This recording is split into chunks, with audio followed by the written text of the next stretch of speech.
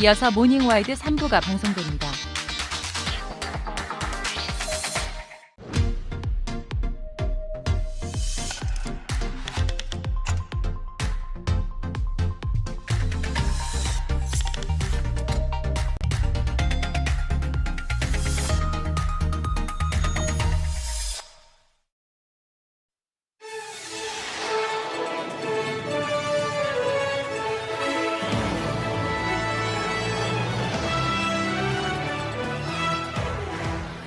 전국이 꽁꽁 얼어붙으면서 얼음 낚시 나서는 분들 많죠. 지금이 딱 제철인데요.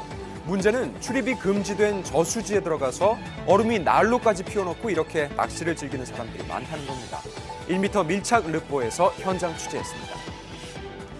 광고 어디까지 믿으시나요? 광고는 광고일 뿐이라고 생각하다가도 혹해서 물건을 구입한 경험 한 번쯤 있으실 텐데요. 눈 뜨고 코 베일 수 있다는 광고의 세계, 잠시 후 풍문으로 들었소에서 알아봅니다.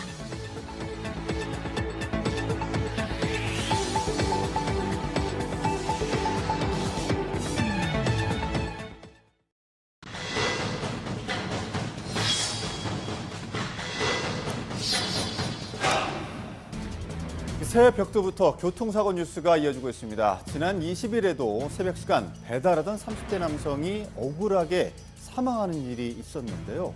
날에서 취재했습니다. 설 연휴를 하루 앞두고 많은 이들이 귀성길에 오른 그날. 그날이 1년 중 가장 아픈 날로 기억될 것 같다는 한 남자를 만났습니다. 늦은 시간이라 자고 있었고요. 모르는 번호로 전화가 와갖고 이제 비몽사몽 해갖고 전화를 받았는데 종현이가 지금 여기 병원 응급실에 있다. 지난 20일 12시가 지난 시각 배달 일을 한 동생이 누군가의 차에 치여 응급실에 있다는 연락. 동생분이 골반에서부터 뭐 허리 뭐 안 부러진 데가 없을 정도다. 병원에 오셨을 때는 이미 심정지 상태였다. 저희가 손을 쓸 수가 없었다. 배달 일을 한 지 1년여 교통법규를 철저히 지키며 작은 사고 한 번 없었다는 동생. 그날도 깜빡이를 켜고 신호 대기 중이던 오토바이로 가해 차량이 돌진했고 충돌 직후 가해 차량은 아무런 조치 없이 현장을 벗어났습니다. 지금 제 뒤로 보이는 바로 저곳이 당시 사고가 발생했던 장소입니다. 피해자는 헬멧도 쓰고 신호를 지키고 있었던 상황이라고 합니다.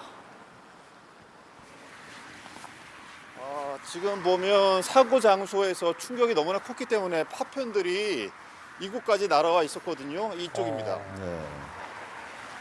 지금 눈에 안 보이는 작은 것들은 보이고요. 여기 모아놨네요. 지금 보시면 이게 당시 사고 파편들입니다. 충격이 상당했던 네. 이렇게 무차별하게 피해자를 치고 간 사람은 대체 누구이고 왜 그런 걸까요? 사건을 담당하는 경찰을 만나서 당시 상황에 대해 물어봤습니다. 정지 수치 0.069%가 나와 있습니다. 가해자는 도로교통법상 면허 취소 수치 음주 상태였습니다. 문제는 그뿐만이 아니었는데요. 사람이든 물체든 충격한 걸 자기가 인지를 했다면 그 즉시 하차해서 조치를 취했어야 되는데 당연하죠. 현장에서 이탈했기 때문에 도저 고의성이 있다. 충격이 있고 나서도 아랑곳하지 않고 현장을 떠나버린 가해자. 사건 발생 2시간 뒤 주변에서 검거됐는데요. 배회하고 있던 피해자를 검거하게 된 거죠.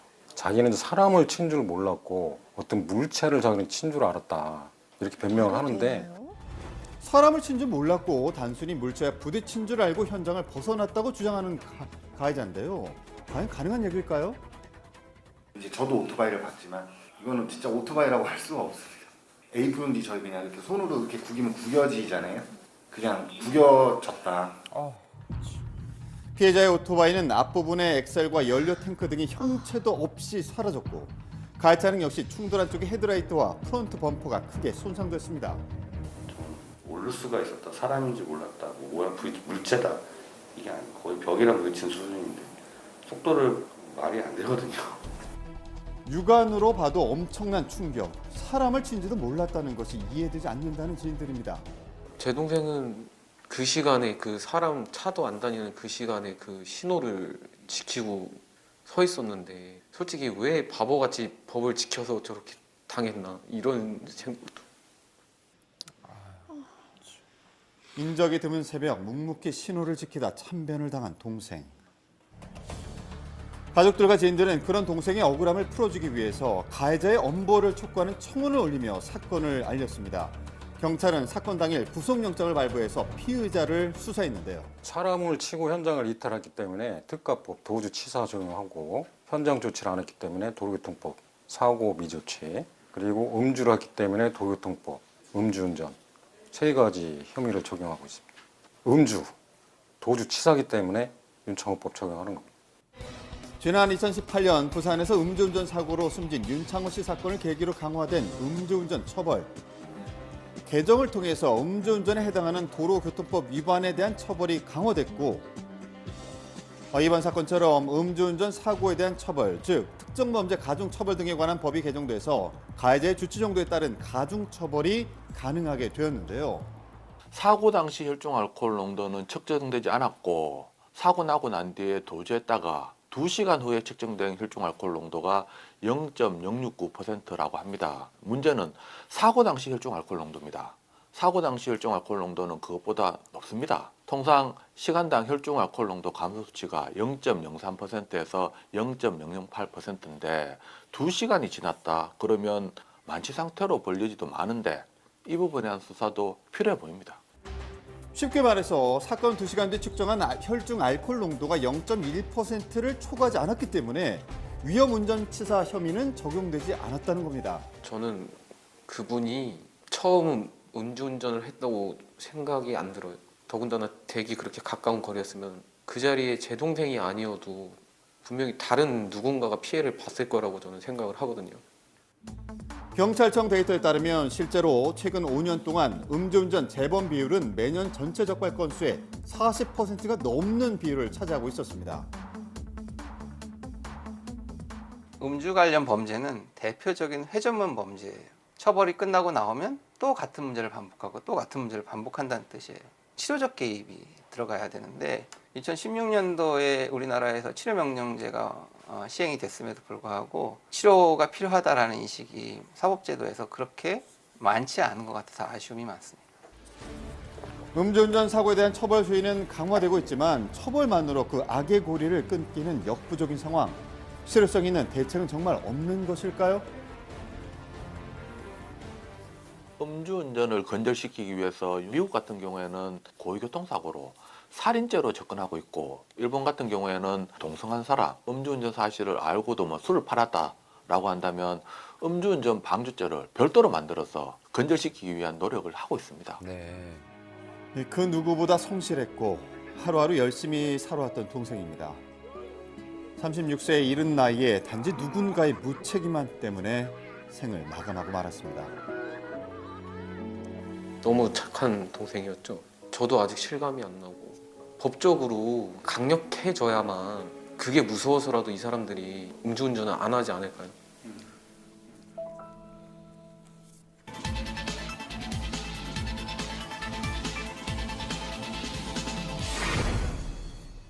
전국이 오늘도 커다란 냉동고 속에 들어간 것처럼 매우 추웠습니다. 매서운 강추위에 강과 호수마저 얼어붙은 요즘 얼음판 곳곳에서 펼쳐지는 아찔한 광경. 관리 좀 가주세요. 불안해요 저도. 방심은 금물.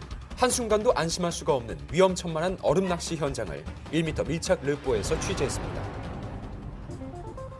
얼음 낚시 명소로 소문난 이곳에는 평일에도 사람들의 발길이 끊이지 않는다고요. 뭐 하세요 근데? 피고 다니가 안 다니다 소리예요. 추운 겨울에만 나오는 빙어를 낚으려는 거죠. 작년하고 재작년에는 코로나 때문에 낚시를 못 하겠어요. 올해 이제 풀리니까 사람들이 많이 오는 것 같아요. 오늘 나 때문에 이제 여기 다 질벅질벅해지지 이제. 영상 딱 되는 순간 다 질벅질벅해져. 여기는 색깔 이상하네. 한눈에 보기에도 위험한 것 같은데요. 주변 얼음에 비해서 확연히 얇아 작은 충격에도 맥없이 깨져버립니다. 바로 깨지네요. 사람들이 지나다니는 길목에 이렇게 위태로운 얼음구멍이 생긴 이유는 뭘까요? 바로 영상과 영하를 넘나드는 변덕스러운 기온 때문인데요. 이날은 오후 5시에도 영상 3도였죠. 다른 곳의 상태는 어떨까요? 얼음의 두께를 재봤더니 20cm에 불과합니다. 최소 25cm 이상 돼야 안전하다고 하는데 한참 못 미치죠. 하지만 아랑곳하지 않는 사람들, 얼음 위에 있어서는 안 될 조리도구가 눈에 띕니다. 그건 뭐야? 가스. 가스. 오뎅 끓이는 거. 오뎅 커버요. 아니 얼음 위에서 가스불이 웬 말인가요? 게다가 난데없는 비닐하우스까지 등장. 보세요. 오, 이건 아예 해놓으신 거야 위에다가? 예, 밀칠됐어요. 후끈 달아오른 비닐하우스 속 열기로 바닥의 얼음은 잔뜩 녹아내렸습니다. 한쪽에는 숯을 피운 흔적까지 있는데요. 한두 번 해본 솜씨가 아닌 듯 각종 장비까지 갖춘 모습이죠. 그냥 내가 며칠 전에 친구들이 놀러 온다 그래서 갖다 놨는데 이게 하우스니까 녹지. 거의 물바다가 된 이곳. 서둘러 얼음 낚시를 중단해야 할 것 같은데요. 너무 위험해 아니, 보이는데요. 이거 그래도 괜찮은 건가? 아유, 20cm 이상인데 20cm 괜찮아. 대수롭지 않게 여기죠. 이제 대다수가 본격적으로 자리를 잡았습니다. 여기 낚시 안 된다는데? 여기는 공공기관 관리구역이라서 원칙적으로는 낚시를 하면 안 되죠. 무엇보다도 안전사고를 방지하기 위해 출입 자체를 금지했지만 경고가 무색해집니다. 위험천만한 행위는 밤까지 이어지는데요. 어둠이 내려앉은 얼음 위, 빙박까지 하며 얼음 낚시를 즐깁니다. 엄청나. 지금 피곤해서 죽겠는데 지금 계속 올라와가지고 저걸 못 하는 거야. 아니 춥진 않으셔? 난로 있잖아. 심지어 난로까지 사용하네요. 저런 거는 근데 괜찮아요? 여기 자동차 올라와도 안 깨져. 다른 텐트도 마찬가지. 열기를 내뿜는 난방기구들이 눈에 띄는데요. 안전은 뒷전입니다. 얼음 위에서 난로라니. 실제로 텐트가 있던 자리에 그대로 남은 흔적. 텐트의 모양을 따라서 얼음이 깨진 건 물론이고 바닥까지 흥건하게 녹아버렸죠. 이렇게 얼음이 약해진 상태로는 성인 한 명도 지탱할 수가 없는데요. 한 번 물에 빠지면 다시 나오기가 어렵습니다. 그래서 순환사고를 늘 주의해야 하는데요.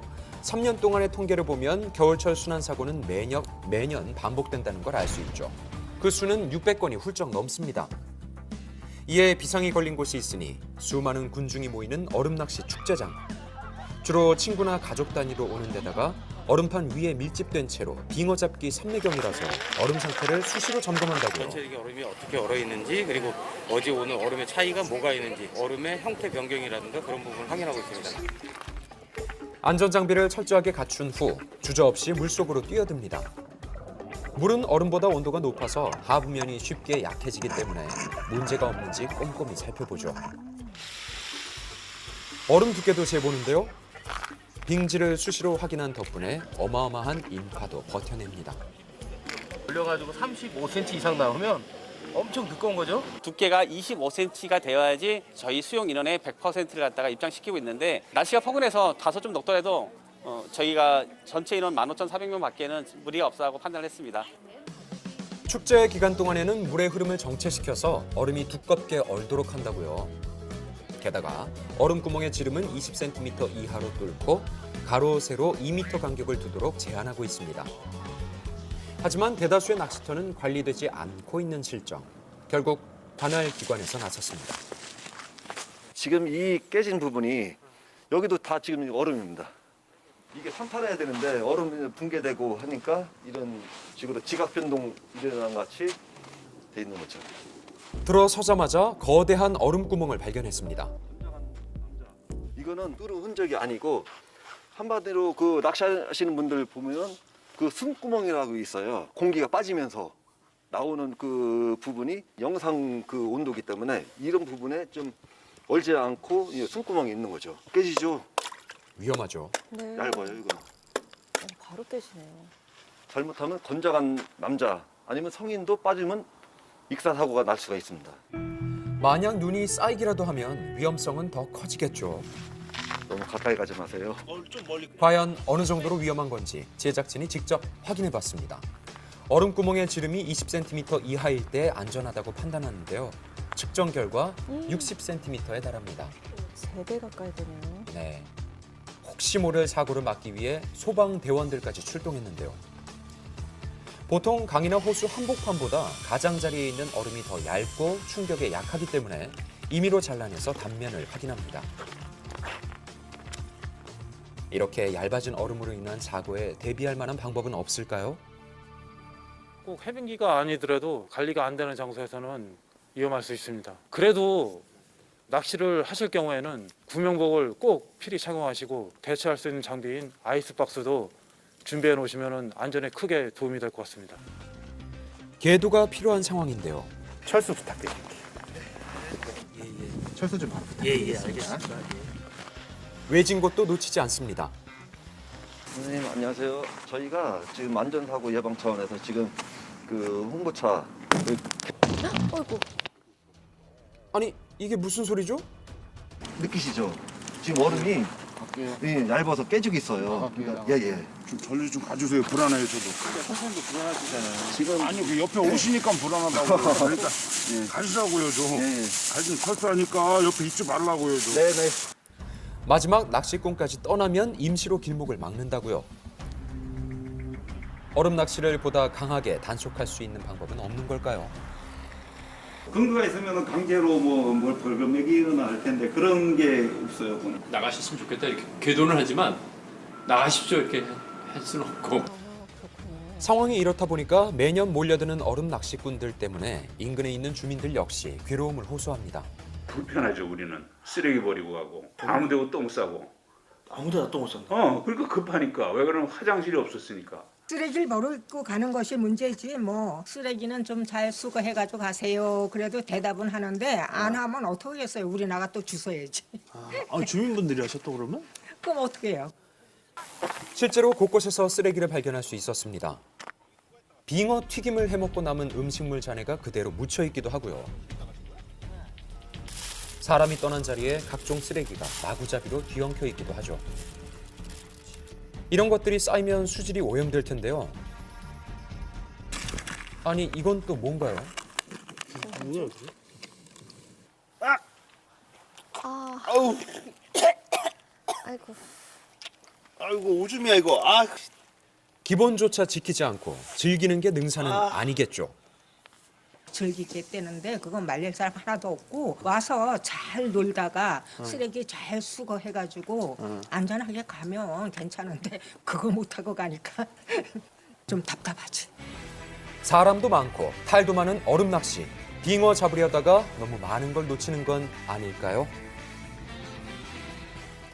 네, 보니까 얼음 위에서 버너에 난로까지 너무 위험한데요. 그렇죠. 네. 정작 당사자들은 얼음이 꽝꽝 얼었다, 괜찮다 이렇게 안전을 과신하고 있는데요.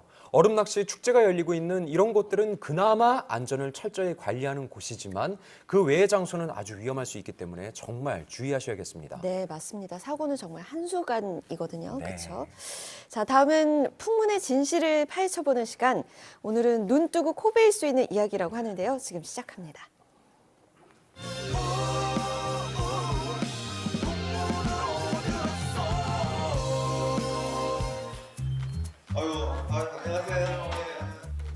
믿을 수 없는 얘기를 들었다며 황급히 제작진을 찾은 부부. 사건의 발단은 이 닭가슴살이랍니다.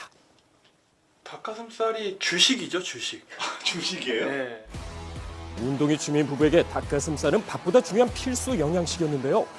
매번 이제 그거를 삶고 막 이렇게 하기가 너무 힘들어서 그래서 애용하는 것. 서랍 안에 가득 들어있는 이게 바로 그 대안이라는데요. 너무 많죠. 부족하지 않게 한번 살 때마다 가득 사놓는다는 이것은 바로 닭가슴살 소시지입니다. 영양 성분 한번 보면요. 단백질은 굉장히 많이 들어있고 탄수화물이나 지방은 굉장히 적게 들어있어서 그냥 닭가슴살을 먹는 거하고 거의 차이가 없을 정도의 지금 영양 성분이거든요. 하지만 퍽퍽한 닭가슴살이라고 생각되지 않을 만큼 육즙 가득 탱탱한 소시지 식감이 그대로 살아있는데요. 질리지 않고 한 4, 5년 동안 4, 5년 동안이요? 네. 와, 그런데 이 소시지 대형 사고 쳤답니다. 정말 이거는 소비자를 기만하는 그런 행태고 솔직히 그렇죠? 지금 약간 잠이 안 올 정도로 좀 분노가 치밀어 오르더라고요. 완벽해 보이던 닭가슴살 소시지에 무슨 일이 생긴 걸까요? 논란이 됐던 한 영상. 닭가슴살 소시지의 영양 성분을 다시 검사했답니다. 지금까지 1000만 팩이 넘게 팔린 닭가슴살 소시지 제품이 있습니다. 그리고 이 제품은 영양 성분 표시가 이상합니다. 닭가슴살과 다름없다던 이 영양 성분에 문제가 있다는 건데요. 제품이 이상하다고 느낀 사람은 그뿐만이 아니었습니다. 아무래도 이제 단백질 함량이나 이런 거 봤을 때 그런 단백질 특유의 그 맛이 있는데 이 구성 성분으로 이 맛이 나나? 라는 생각이 좀 의심이 들더라고요. 자, 전문 업체를 통해 성분 검사를 맡겼더니 그 결과가 가히 충격적이었습니다. 탄수화물은 제품에 표시된 값의 790%가 들어있는 것으로 나왔습니다. 당류는 표시된 값의 374%, 지방은 표시된 값의 339%로 측정되었습니다. 단백질은 제품에 표시된 양의 69%만 들어있는 것으로 확인되었습니다. 당류와 지방은 약 4배, 탄수화물은 무려 약 8배나 많았고요. 단백질은 더 적었던 겁니다. 다른 다이어트용 소시지보다 맛이 좀 있었을 거예요. 이 정제된 탄수화물을 넣고 액상 과당을 넣고 그다음에 지방도 넣으면 아주 감칠맛이 나죠. 그냥 배부르기 위해서 먹는 식품이라고 보시면 되겠습니다. 이 영상은 삽시간에 일파만파 퍼지며 언론 보도까지 되는 상황에 이르렀는데요. 결국 이 소시지 판매처는 구입 창구를 닫아버렸었죠. 제품을 믿고 구매한 사람들의 분노가 폭발한 상황. 제 주변에도 아무래도 사 먹는 사람들이 많이 있었고 아직도 이런 게 있을 거라고 사실 생각 못했는데 먹어도 되겠지만 사실 배신감이. 네. 배신감이. 그냥 먹기에는 너무 저희 입장에서는 굉장히 사기를 당한 기분이잖아요. 네, 저 소시지 건 때문에 연락드렸는데요. 식약처가 직접 조사한 결과 사실로 판명났고 행정처분을 할 예정이랍니다. 그런데 우리가 짚어봐야 하는 제품은 이게 다가 아닙니다. 돼지고기지만 특허 기술로 다이어트 식품화했다는 이 제품도 모두 거짓이었습니다. 지방과 탄수화물 무려 400% 이상 차이가 났는데요. 시대가 2023년도인데도 그런데도 아직까지도 이렇게 소비자들을 현혹시키고 있다는 게 저는 솔직히 이번에 많이 놀랐어요. 이번 일로 또다시 도마 위에 오른 허위 과장 광고 실태. 최근에는 다 온라인이나 비대면을 통해서 광고나 그런 것들을 확인하고 제품을 구매하기 때문에 표시사항이나 광고로 인한 영향은 과거보다 더 커졌다고 생각을 해요. 그렇기에 표시, 광고법 관련 피해 신고는 다른 건에 비해 많이 들어오고 있는데요. 특히 건강제품 관련 허위 과장 광고가 끊이질 않습니다. 글루텐 프리 제품도 피할 수 없었죠. 글루텐은요, 밀이나 보리 등과 같은 곡물에 함유되어 있는 불용성 단백질입니다. 밀가루 반죽을 쫄깃하게 하고 빵을 만들 때 부풀어 오르는 역할을 하기 때문에 상당히 중요하죠. 그런데 과다 섭취 시 소화장애를 일으킨다는 이야기가 퍼지면서 글루텐 프리 식품이 인기를 얻었습니다. 건강식품이라면서요. 그렇게 우후죽순 생겨난 글루텐 프리 제품들, 정말 글루텐으로부터 자유로웠을까요? 그럴 리가요. 뿌리는커녕 글루텐을 잔뜩 품은 제품들이 무더기로 촉발됐습니다. 유기농이라고 했는데 실질적으로는 유기농이 아니었던 과자도 있었고, 또는 한 땀 한 땀 정성 들여 만들었다고 해놓곤 대량 생산된 제품을 포장만 바꿔 판매한 일도 있었습니다. 뻔하네요. 그리고 친환경, 무독성, 무방부제 뭐 이런 것들에 대한 개념을 아무것도 안 들어있거나 없거나 안 넣었다고 생각을 하는데, 아유, 그런 단어를 온전히 믿기도 어렵겠습니다. 최근 관련 적발 건수가 급격히 증가했거든요. 더 큰 문제는 이런 행태가 아이들 제품에도 나타난다는 건데요. 자녀에게 안전한 제품을 주고 싶어하는 부모의 심리를 이용해 해가 되는 물질이 전혀 없다며 순진한 얼굴로 소비자를 속였던 겁니다. 어떤 사람이 자기가 입사시험 칠 때 자기 자신에 대해서 대부분 좀 안 좋은 거는 좀 약하게 말하거나 좀 애둘러 포장을 하고 좋은 면은 매우 좋은 것처럼 강조를 하는데, 사실은 그렇지만 좋게 보이게 하는 수준을 넘어서서 그것이 거짓말이 되어서는 안 되는데도 불구하고 또 매출을 위해서는 조금 더 좋게 보이려고 하다가 굉장히 경계선을 넘나드는 그런 광고들이 많이 있다고 보여집니다. 이런 허위 과장 광고 문제, 어제 오늘 이야기가 아닌데요. 버젓이 친환경 제품 표시까지 부착한 거짓 과장 광고가 기승을 부리고 있습니다. 상당수가 허위 과대 광고로 적발됐습니다. 최근에 허위 과장 광고로 인한 소비자 피해 그리고 허위 과장 광고는 과거보다 더 많아지고 있다. 상품을 판매하는 매체가 다양해질수록 허위 과장 광고는 더 교묘하고 더 치밀해지고 있었습니다. 광고를 하기 전에 사전으로 다 심의를 하고 나갔던 때도 있어요. 자율심의로 바뀐 거죠. 광고의 매체들이 다양해지고 개인들이 하는 SNS를 통해서 퍼져나가고 있는 것들 중에도 광고의 형식을 가지고 있는 것들이 되게 많거든요. 효과를 봤다는 인플루언서의 몇 마디 말로 광고를 하거나 한 번 보면 눈을 뗄 수 없는 전후 변화가 뚜렷한 영상을 SNS에 올려 광고합니다. 사전 검열이 없거든요. 때문에 피해 상황이 쳇바퀴처럼 끊임없이 반복되고 있는데요. 물론 이를 처벌하는 규정은 있습니다. 과징금을 내거나 법적 처벌을 받는 등 범죄 정도에 따라 처벌 수위를 결정하는데요. 근데 여기까지 가기가 어렵답니다. 신고가 있거나 아니면은 적발이 있었을 때 이게 정말로 과장 광고이냐 아니냐를 판단하는 데도 시기가 걸리고요. 설령 어렵게 혐의를 밝혀내더라도 실제로 처벌되는 경우가 드물다고 합니다. 역대 조치 사항을 살펴보면 가장 가벼운 처벌인 경고가 절반 이상을 차지하고 있고요. 고발까지 간 경우는 단 0.8%에 불과했습니다. 미미하네요.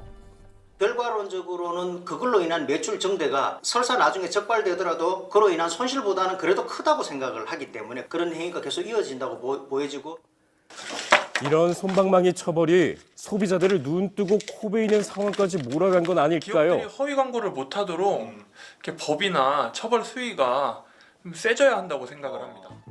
물론 광고야 어느 정도 과장이 있을 수는 있다지만 거짓말로 뒤덮인 광고는 더 이상 보고 싶지 않습니다. 어떤 한 기업이 잘못해서 망할 정도의 피해를 입는데 그런 리스크를 안고 광고물이나 표시를 하겠어요? 책임을 더 질 수 있도록 하는 것들이 필요하고 소비자도 좀 더 광고의 과장성에 대해서 염두에 두고 제품을 구매할 필요가 있는 것 같습니다.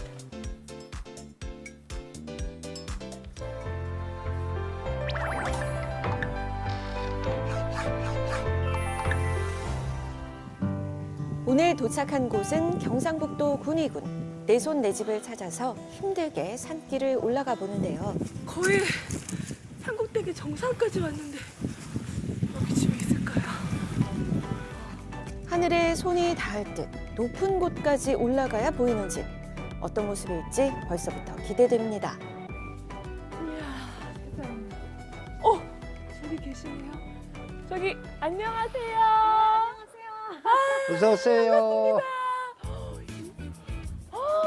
내 손 내 집을 찾아온 건지 등산을 하러 온 건지 모르겠네요. 집 찾기도 힘들지만 오시는 길이 집이 있을까 할 정도로 궁금하셨죠? 그러니까요. 아니 여기가 지금 해발 몇 미터 정도나 되는 거예요? 한 800, 한 20고지. 와, 상당히 높아요. 820고지. 네네. 거의 뭐 하늘 아래 첫 집? 맞습니다. 저희 집이 끝집이니까. 산 꼭대기 마을에서도 가장 높은 곳에 위치한 집. 높이만 무려 해발 820m. 부부가 이곳을 삶의 터전으로 삼은 이유 중 하나였다고요. 저희들은 원래 젊었을 때부터 이런 장소에 이 고지에 갖고 싶었어요. 집을. 밝은 공기, 높은 지대 와서 살라고 일부러 이런 장소를 구하고 다녔습니다. 오래전부터 고지대에서 살고 싶다는 꿈이 있었기 때문. 직장 생활 10년 전에 하다가 그만두고 네. 기농을 하면서 이제 설계를 떠가지고 기초 작업부터 시작했죠. 다 직접 두 분이? 예. 직접 다 하신 거예요? 우리 집사람. 산 정상에 직접 집을 짓는 게 쉬운 일은 아니었죠. 겨울철 추위도 문제였는데요. 여기는 겨울철 되면 영하 20도씩 내려가요. 그래요? 예. 그래서 바깥에는 두께가 네. 200이고 네. 안에는 또 100T를 또 이중으로 시공을 했어요. 건축 박람회에서 배운 지식으로 단열에 효과적이고 내구성까지 강한 징크를 선택했다고 합니다. 부부의 힘으로 처음 지은 집, 그 내부로 들어가 볼까요? 이야, 밖은 바람이 휘휘 부는데 여기는 딴 세상이네요. 이 벽난로가 한몫을 합니다. 벽난로. 네. 거실의 벽난로 덕분에 난방비 절감은 물론이고 장작 타는 소리가 아늑함을 더합니다. 이 집의 하이라이트는 거실 창문을 열면 보이는 풍경인데요. 마치 산 정상의 전망대에 올라온 것처럼 가슴이 탁 트입니다. 천장은 편백나무로 시공해서 따뜻한 분위기를 연출했고요. 거실과 이어진 아담한 크기의 주방. 두 사람이 생활하기에는 부족함이 없죠. 안방에도 미니멀리즘을 실현했는데 그중 특별한 가구가 있다고요? 이게 그냥 일반 기생이 아니고 저희들 만드는 거예요. 아, 이것도 만드신 거예요? 남다른 손재주가 담겼네요. 이 집은 단층 주택으로 보이지만 2층 공간이 별도로 마련되어 있습니다. 높은 층고를 활용해서 만든 다락방인데요. 바깥에서 본 높이 있죠? 네. 그 높이하고 이 높이하고 같은 높이예요. 아, 바깥에서 본 그 지붕 모양 제일 위에 그대로예요? 높은 거, 예. 그 다락방망의 감성이 있죠. 편백나무로 만든 수납 공간과 환기를 위한 창문을 시공했고요. 바깥에서 보면 개성 넘치는 지붕 모양 그대로 다락방을 만든 거죠. 놀라기엔 아직 이릅니다. 독학으로 집을 지은 부부가 꾸민 공간이 더 있거든요. 제각기 다른 모양의 디딤돌들이 눈에 띄는데요. 이거는 카오다가 깨져 버는 거고. 고물상이나 건축 현장에 버려진 물건과 폐자재를 직접 가공해서 정원을 꾸민 겁니다. 솜씨가 대단하죠. 이건 뭔가요? 이것도 폐사제를 이용한 거예요. 문고리도 재활용한 거예요. 그냥. 아, 어디서 쓰던 거 이렇게 네. 가져오셨어요. 곳곳에 재활용품이 가득합니다.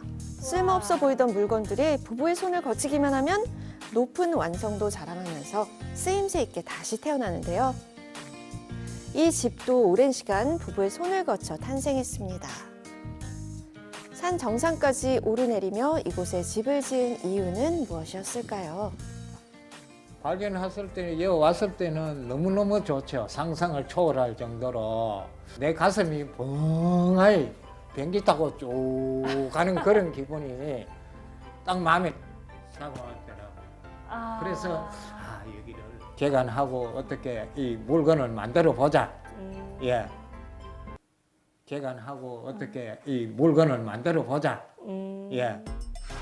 풍경에 반해서 2017년 땅을 샀고 2019년부터 집을 지은 부부 1년이라는 시간이 걸렸습니다. 그 결과 두 사람이 얻은 건 삶의 위안을 주는 풍경이었다고 합니다. 함께 감상해 보실까요? 와, 무지개. 참 내가 재하던 너무 잘 재었다. 예, 그게 감탄합니다. 다 기적이 일어났다. 기적이라고요? 왜냐면 이 불문지를 이마에 지을 정도면은 대단하다 합니다. 그러니까요, 산꼭대기에. 그게 제일 뿌듯합니다. 살아온 중에 제일 좋고. 내 손으로 집을 지었다는 성취감과 함께 인생의 전환점을 맞이했죠. 와, 오늘 날씨 너무 좋다, 그지? 해가 올라오네요. 매일 아침 정말 집 좋군요. 앞마당에서 떠오르는 해를 보며 하루를 시작하는 부부. 이곳에 집을 짓고 나서야 느끼게 된 자연의 아름다움입니다. 장관이죠. 우리들만 느낄 수 있는 이 공간이니까 확실히 복은 있는 사람들인가 봐요. 저희들이. 하지만 아름다움을 유지하기 위해서 부부의 노력이 필요한데요. 내 손 내 집에 피할 수 없는 관문. 집안 곳곳 유지 보수 작업입니다. 이게 부러져 가지고 요거를 떼 붙이고 연장을 하려고 스위치 올리죠. 예. 한번 올립니다. 네. 예. 다 직접 하시네요. 집을 짓기 전까지만 해도 기계 다룰 줄도 몰랐다고 합니다. 상상도 못했죠. 용접이라 하는 것도 그렇고. 이제는 익숙한 듯 손 몇 번 움직이면 수리 끝. 잘 됐군요. 부족하지만 됐습니다. 됐습니다. 여자. 하나, 셋. 자, 글로 좀 더 당기시려면. 하지만 집안일은 끝이 없죠. 두 사람이 힘을 합쳐 무거운 돌을 방쩍 들어 올리는데요. 큰 거일까요? 경사지에 집을 맞춰봐요. 짓다 보니 흙이 무너지지 않도록 돌로 담장을 쌓고 늘 신경 써야 한다고요. 부부가 같이 해온 세월만큼 견고한 돌담을 쌓아봅니다. 혼자 하는 것보다 둘이서 하는 게 일이 또 빠르고 좋아요. 똑같이 해야 선단이 맞아요. 하루 종일 좀 시골에 있으면 심심하잖아요. 이런 걸 하면 덜 지었고 하루 일과가 빨리 가니까 좋아요. 가만히 있으면 저는 병납니다. 마음의 여유 때문일까요? 이곳에서의 노동은 놀이가 됩니다. 하루 일과의 마무리는 아궁이에 불을 지피는 것, 구두를 달고 고돌 있는 넣는 것도 저희가 기술을 잠깐 배웠어요. 그래가 시공을 했어요. 바깥에서 일하고 난 뒤 피로를 녹이기 위해 직접 만들었습니다. 추운 겨울, 아궁이 장작불에 구운 고구마를 빼놓을 수 없겠죠. 직접 농사를 지어서 수확한 고구마와 고랭지 배추로 담근 김치라서 맛이 더 기대되는데요. 네, 감사합니다. 앉았어? 짠. 군고구마와 김치는 말이 필요 없는 환상적인 조합이죠.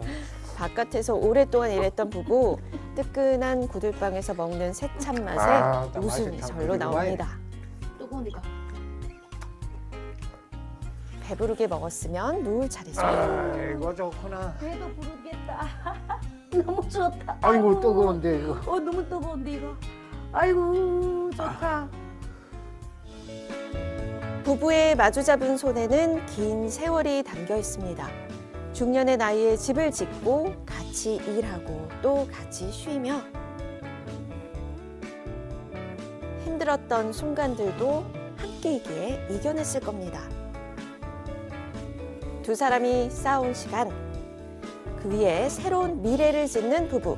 이 집에서 오래도록 행복하시길 바랍니다. 네, 너무 보기 좋네요. 요즘 너무 춥잖아요, 근데. 이런 날씨에 저런 온돌방에 누워서 따끈한 고구마까지 이렇게 먹으면 배 든든하죠, 등 따뜻하죠. 뭐 이거야말로 환상이네요. 그렇습니다. 저게 바로 또 내가 원하는 집을 내 손으로 지은 기쁨이 아닐까 생각합니다. 네. 자, 다음은요. 김주 아나운서가 직접 준비한 스낵 뉴스입니다. 함께 하시죠.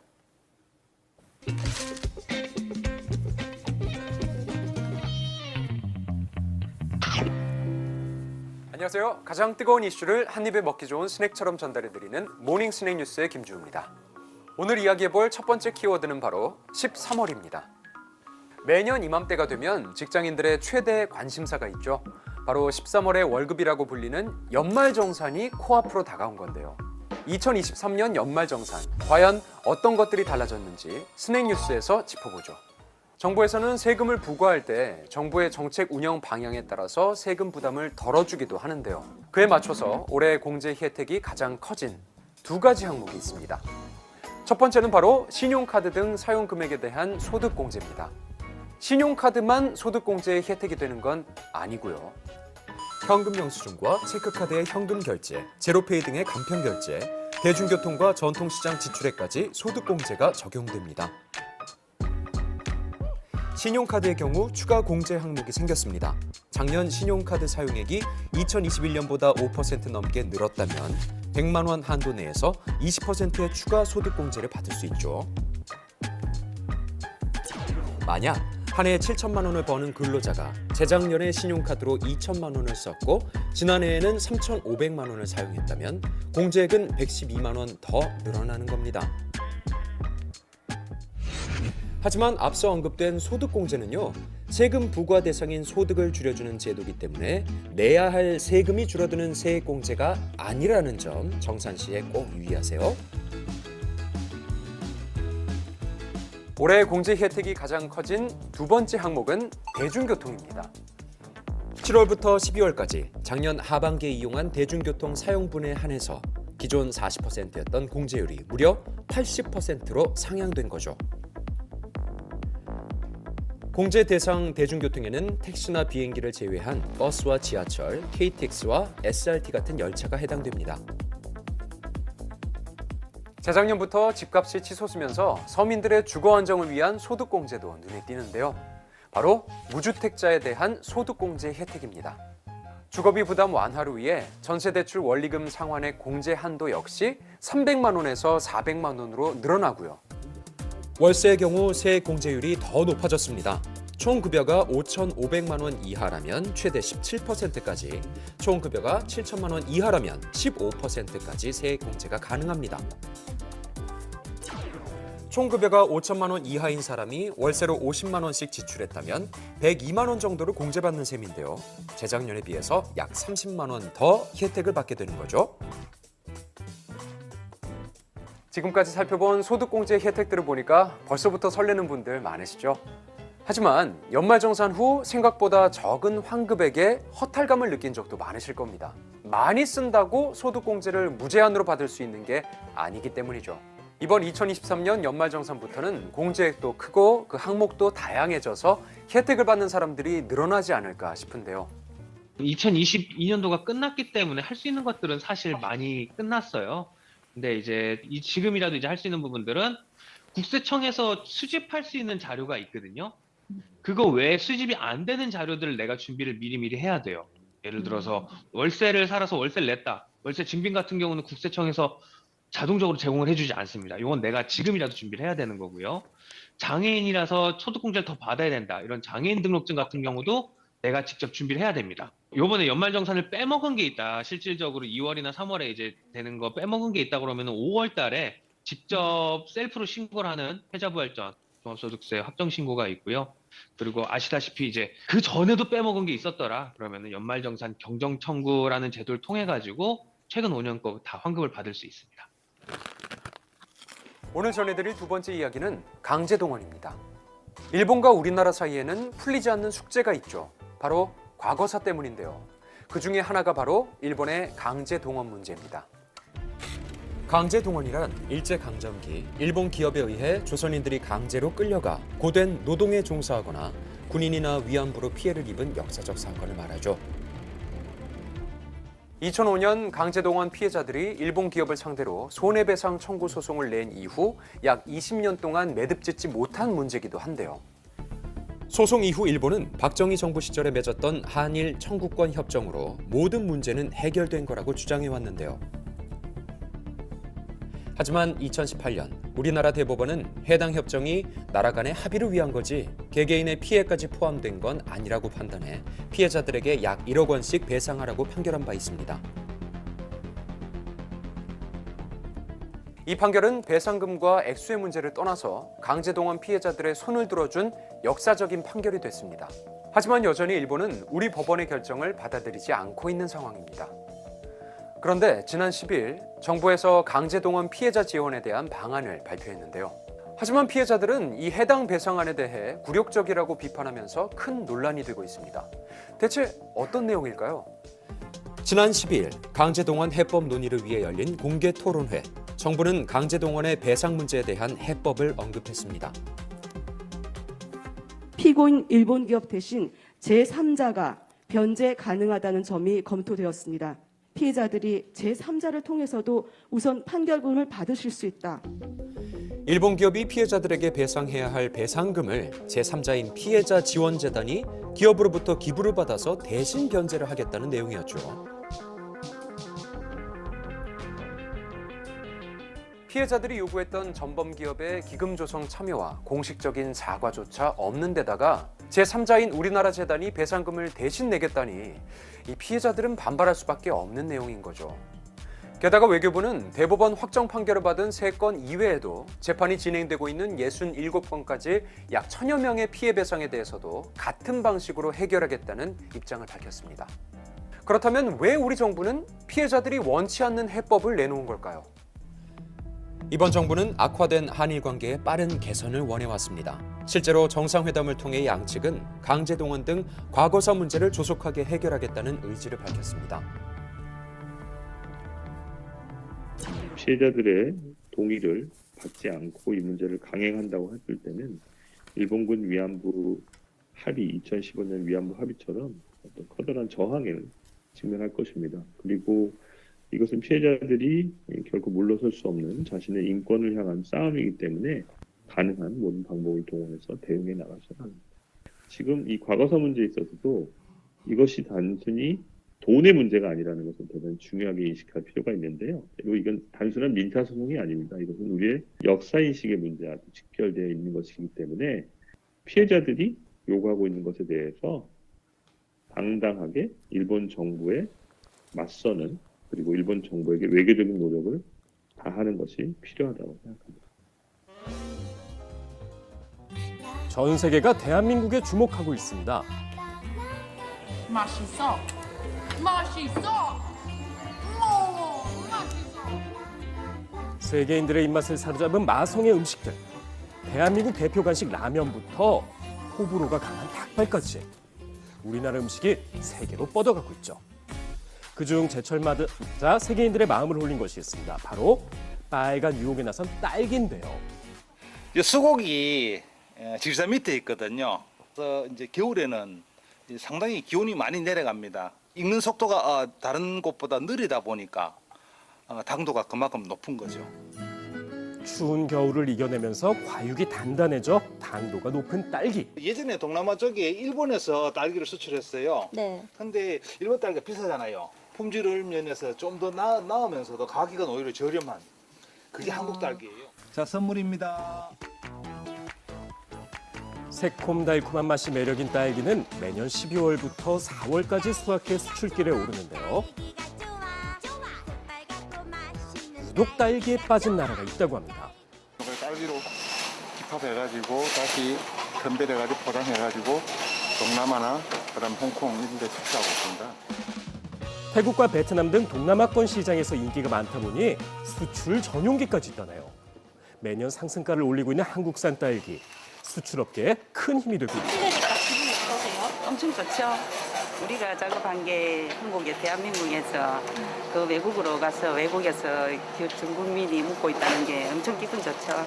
그리고 요즘 딸기가 비타민이 엄청 많대요. 예, 비타민이 엄청 많으니까 베리베리, 스트로베리 많이 사드시라고 하세요. 지난해 전 세계적 물류난으로 수출이 어려운 여건 속에서도 농식품의 실적은 역대 최고치. 최근 5년간 꾸준히 상승하고 있습니다. 지난해 수출액은 120억 불로 한화로 14조 8천억 원. 세계적인 열풍 속에 어제죠. 수출 확대 추진본부의 출범식이 개최됐습니다.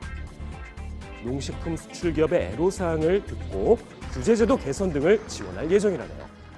어려운 여건 속에서 K농업을 전 세계에 알리고 우수한 수출 성과를 거두어 주신 여러분께 이 자리를 빌어 정말 감사하다는 말씀을 올립니다. 수년 동안 대한민국의 맛을 알린 사람들. 금년에 농식품 수출 100억 불, 관련 산업 30억 불 해서 130억 불을 목표로 세웠는데 그걸 달성을 위해서 이 본부를 출범을 하게 됐고 아마 오늘 제가 간담회도 참석을 해보고 출범식 참석해보니까 전부 이구동성으로 가능하다. 저도 가능하다고 보고 있습니다. 경기 침체 속에서도 빛을 발하는 농수산식품 수출. 대한민국의 K푸드가 세계로 향하고 있습니다. 오늘 아침 한파가 다시 시작됐습니다. 북쪽 상공으로 한기가 유입되면서 서울의 현재 기온은 영하 9도를 기록 중인데요. 여기에 바람까지 강하게 불어서 체감온도는 더 떨어진 만큼 건강관리 잘하시길 바랍니다. 네, 계속되는 한파의 동파 사고 또 한랭 질환에도 철저히 대비해야겠습니다. 네. 이번 추위는 일요일 낮부터 누그러지겠습니다. 즐거운 주말 보내시고요. 저희는 다음 주 월요일에 다시 인사드리겠습니다. 고맙습니다. 고맙습니다.